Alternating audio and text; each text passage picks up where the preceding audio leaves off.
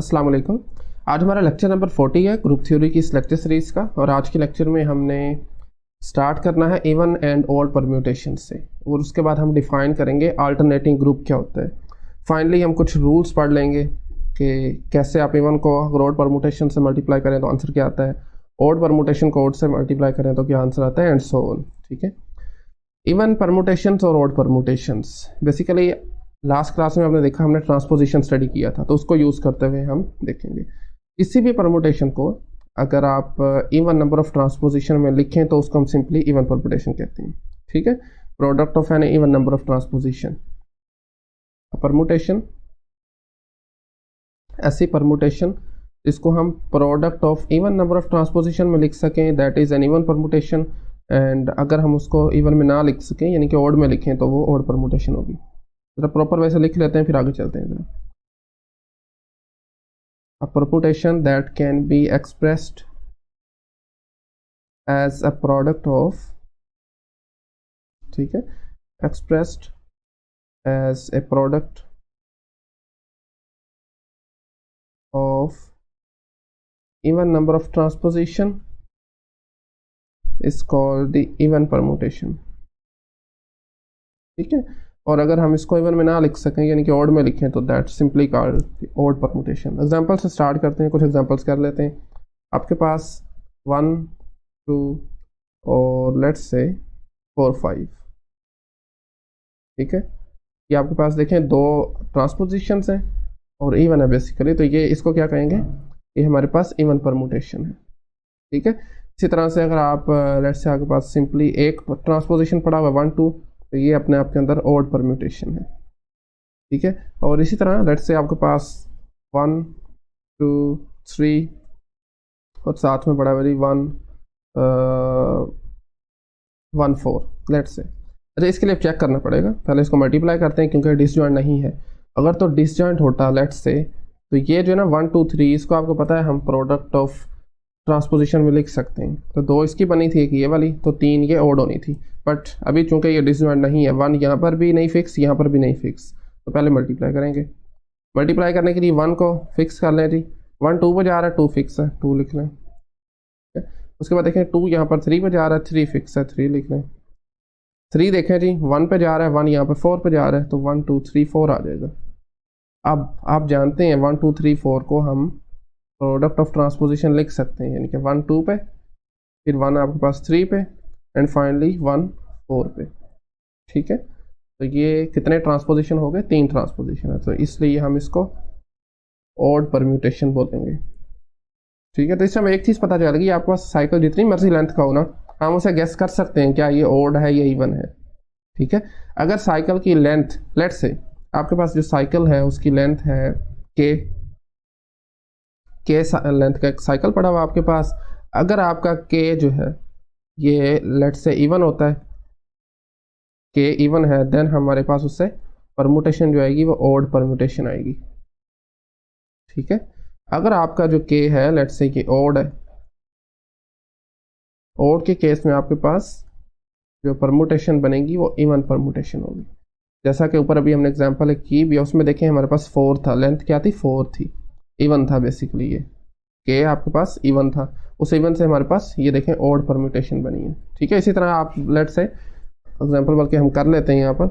अब देखें 1 2 3 4 5 अगर मैं लिखता हूँ 1 2 3 5 4 लेट्स से, अब देखें ये साइकिल है, इसकी लेंथ हमारे पास ऑड है, सेकंड केस लेंथ क्या है, ऑड है, तो इसको हम अगर लिखना चाहें तो 1 2 लिखेंगे पहले, फिर आगे आ जाएगा जी 1 3 आ जाएगा, इसी तरह फिर हमारे पास 1 5 आ जाएगा, और फाइनली 1 4 आ जाएगा। तो देखें ये जो नंबर ऑफ ट्रांसपोजिशंस हैं, 2 साइकिल्स हैं, उनकी तादाद है 4, 4 इवन होता है, तो इसलिए ये इवन परम्यूटेशन होगी।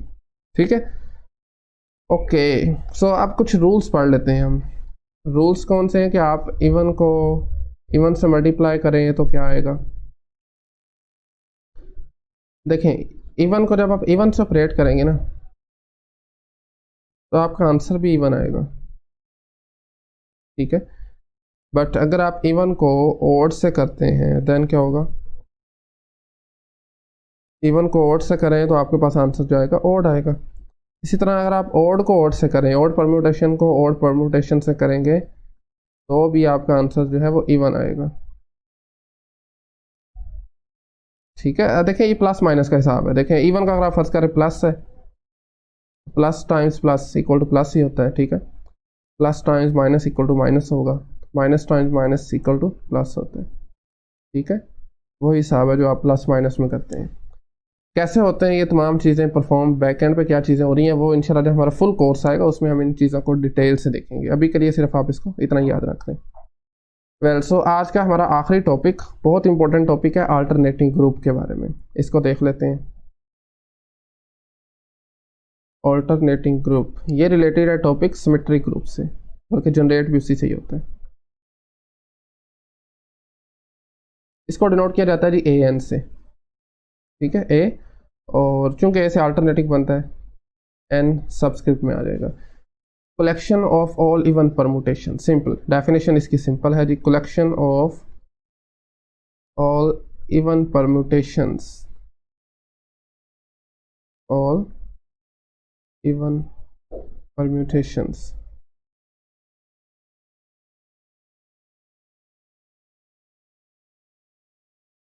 ठीक है, कलेक्शन ऑफ ऑल, ओके।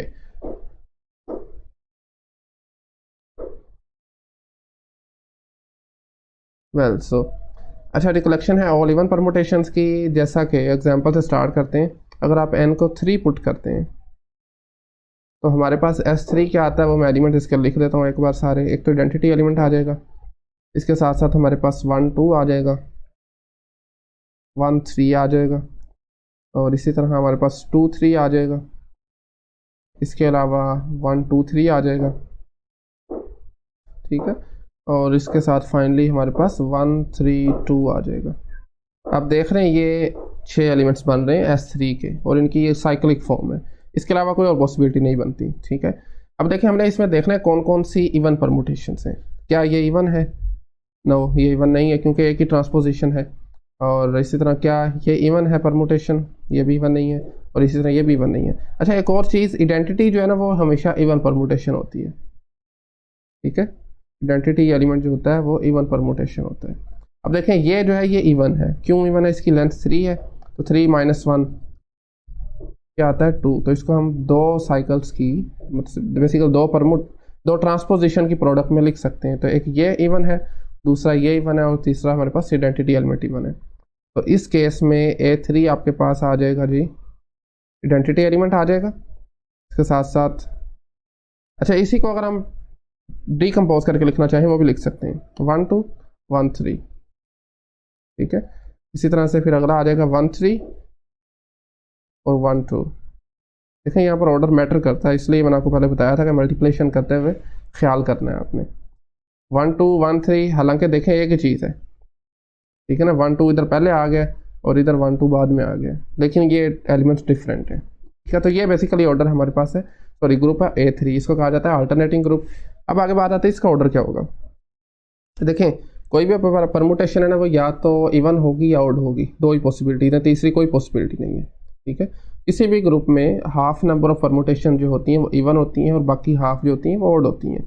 तो इससे A3 का या AN का इन जनरल ऑर्डर बेसिकली होता है हमारे पास n फैक्टोरियल डिवाइडेड बाय 2।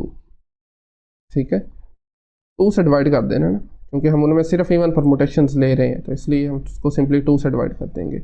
ये होता है अल्टरनेटिंग ग्रुप का ऑर्डर। अब इसको अगर A3 पे अप्लाई करना चाहें तो सिंपली ये फाइंड आउट कर सकते हैं, that is equal to 3 factorial divided by 2, that is 6 by 2, that is equal to 3। ठीक है, इस वे में आप बेसिकली इनका ऑर्डर फाइंड आउट कर सकते हैं। अब देखिए आपने एक चीज़ शायद ऑब्जर्व की है कि आप अगर ऑर्डर SN का इसको आप डिवाइड करते हैं AN के ऑर्डर से, तो आंसर में हमारे पास क्या आएगा,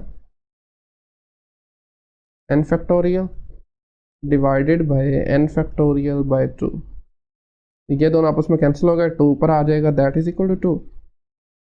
इससे कुछ शायद हमें आइडिया हो जाए कि SN बेसिकली आपके पास जो AN होता है उसका इंडेक्स SN में 2 होता है। ठीक है, देखें पहली बात तो ये ए जो 3 है या A n in general S n का सब ग्रुप है, और ये सब ग्रुप नॉर्मल भी होगा। क्यों नॉर्मल है? क्योंकि इसका इंडेक्स 2 आ रहा है। ठीक है, ए एन जो ग्रुप होता है वो हमेशा एस एन में नॉर्मल होता है। रीज़न क्या है? हमने थ्योरम पढ़ा था, अगर किसी भी सब ग्रुप का इंडेक्स ग्रुप में 2 आए तो वो नॉर्मल होता है। ठीक हो गया? ओके, सो आई थिंक आज के लिए इतना ही काफ़ी है, और आई थिंक आज चैप्टर भी ये कंप्लीट हो गया परमुटेशन ग्रुप वाला। इंशाल्लाह नेक्स्ट लेक्चर में हम कोशिश करेंगे, लेक्चर नंबर 41 में नेक्स्ट जो हमारा चैप्टर है और आखिरी चैप्टर है, chapter number 8 the orbit stabilizer theorem, उसको स्टडी करें। सो आज के लिए इतना ही। Thank you very much.